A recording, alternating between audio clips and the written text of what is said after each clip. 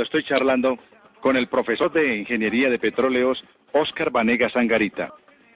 Es un tema muy técnico, pero queremos desmenuzarlo y el profesor, como buen académico que es, nos está ayudando a entender qué debe hacer nuestro país. Pero dicen algunos, ¿qué hacemos? ¿Hacemos fracking o no hacemos fracking? ¿Hacemos fracturación hidráulica o no hacemos fracturación hidráulica? Profesor Óscar Vanegas, ¿sigue conmigo? Sí, claro, Julián Parra. Bueno, profesor, pues continúe, por favor, pero lo más sencillo, por favor, que es que me están escribiendo que algunos no han entendido mayor cosa, pues porque esto es un tema muy técnico, pero entonces, ¿extraemos el petróleo o no lo extraemos, lo dejamos allá y nos dedicamos al turismo y a limpiar las playas? ¿Qué hacemos, profesor? Bueno, quiero redondear el tema de los minerales pesados y la radioactividad.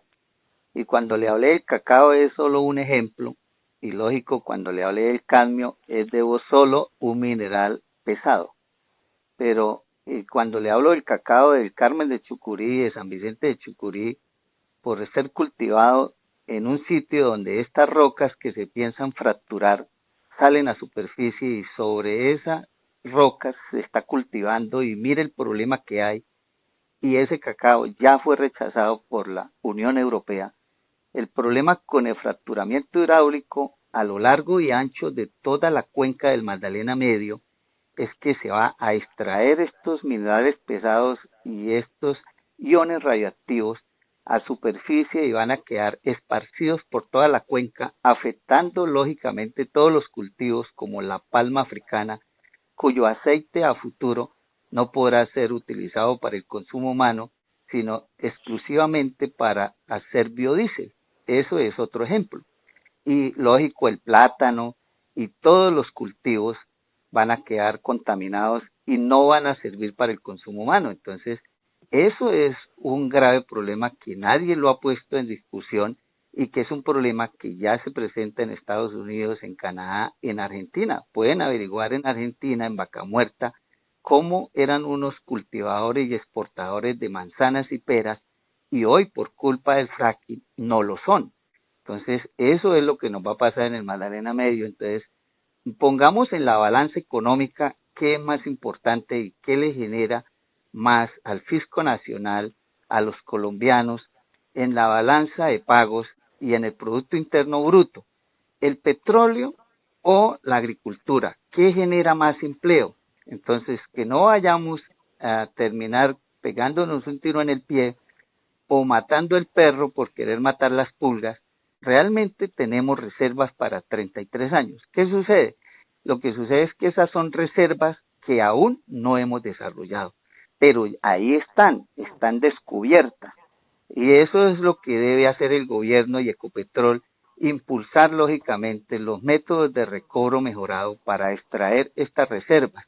Pero el cuento de que tenemos petróleo para 5 años es el mismo cuento en el gobierno de Pastrana en el año 2000, cuando quiso Pastrana hacernos los cambios en política petrolera y bajarnos las regalías del 20% al 8%, y cuando el país recibía de la petrolera el 50% de la producción, Pastrana nos lo bajó al 30%, el famoso contrato 70-30, metiendo el miedo de que en 5 años nos quedábamos sin petróleo. Esos cambios los logró, pero tocaba convencer a los congresistas y convencer al pueblo colombiano de que el país se diera parte de la renta petrolera. Ahí perdimos el 60% de las regalías y perdimos el 20% de la producción.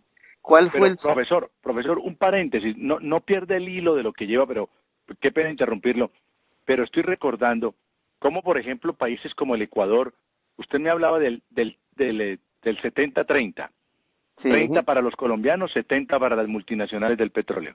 Sí. Y estoy recordando la fórmula inversa que hicieron, por ejemplo, países como el Ecuador.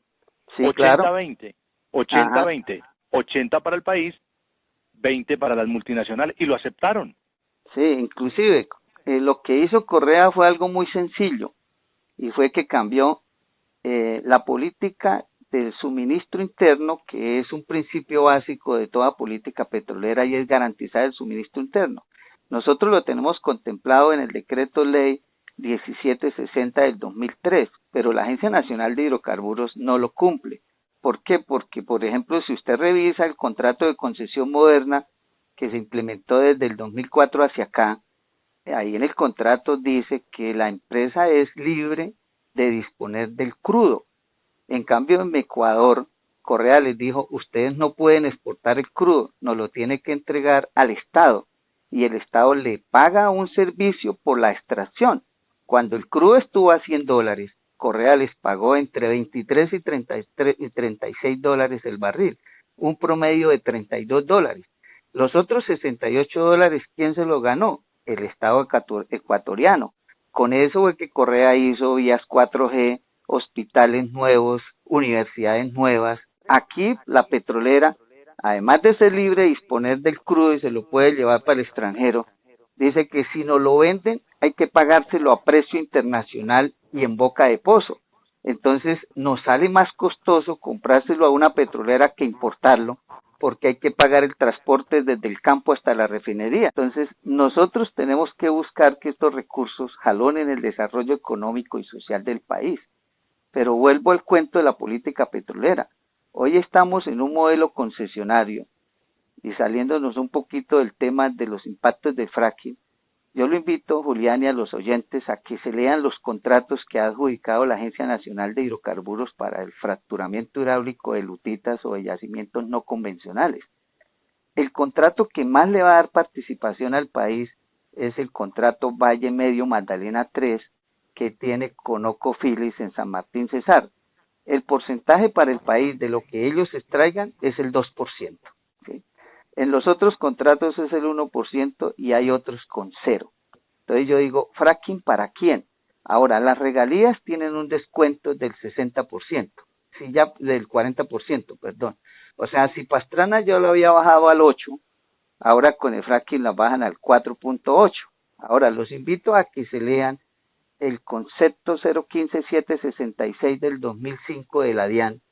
Ahí la DIAN les permitió desde el 2006 que las petroleras y mineras descuenten las regalías del impuesto a la renta. Fuera de eso, cuando ellos exportan el crudo, según la reforma tributaria del 2012, les devuelven el IVA. Pueden importar maquinaria y equipos y no pagan aranceles. Se pueden llevar el 100% de las utilidades y no pagan impuesto de remesa. En general, para no extenderme, en el estatuto tributario hay 229 prebendas tributarias a las petroleras y mineras. Pueden ingresar a la página de la DIAN y allí observarán que en el año 2017 las petroleras y mineras nos dejaron de pagar 82 billones de pesos en impuestos perdonados. Y si miran cuántas regalías nos pagaron 8.2 billones. Entonces, ¿qué significa eso? Que les perdonamos en impuestos 10 veces lo que nos pagan en regalías. Entonces, ¿el negocio para quién es? Asumamos que el fracking no nos va a impactar. ¿Eso para quién es? Si miramos y comparamos ese modelo con el de hace 100 años, cuando llegó la Tropical Oil Company, pues nos pagaban impuestos del 30% y nos daban el 15% de regalías.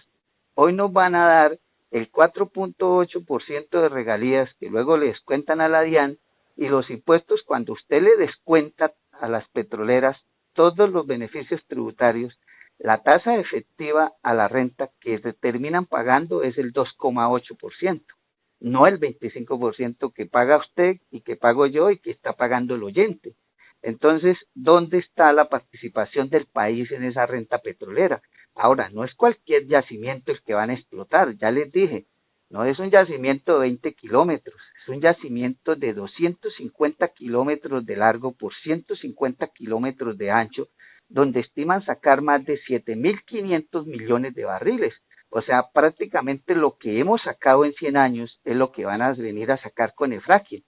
Y nosotros vamos a permitir de que nos saquen esa riqueza y que a cambio nos acaben el territorio y nos dejen un territorio desolado, contaminado con basuras radioactivas y minerales pesados. Julián, nuestros hijos y nuestros nietos no nos lo van a perdonar.